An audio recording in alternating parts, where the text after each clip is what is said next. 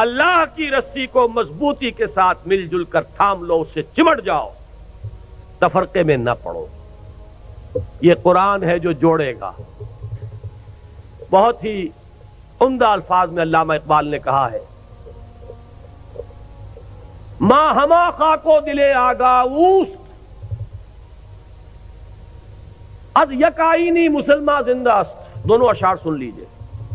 مسلمان کی زندگی جو ہے ایک آئین کے بدولت ہے۔ پیکر ملت ز قرآن زندہ ہست، ملت کا یہ جسد جو ہے اس میں حیات روح جو ہے وہ قرآن سے۔ ماں ہما خاکو دل آگاہ اوست، اعتصامش کن کہ حبل اللہ اوست۔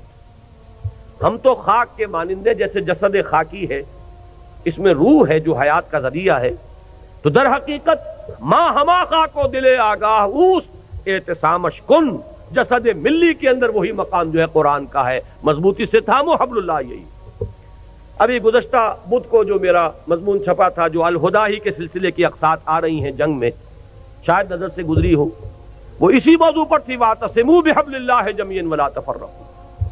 اس کو مضبوطی سے تھامیں گے، اس سے جڑیں گے، اس سے فکری ہم آہنگی پیدا ہوگی، اس کے ساتھ اتحاد فکر و نظر وجود میں آئے گا۔ یہ ہے وہ مورٹر، یہ ہے جوڑنے والی شے، جیسا کہ فرمایا ہے حضور صلی اللہ علیہ وسلم نے۔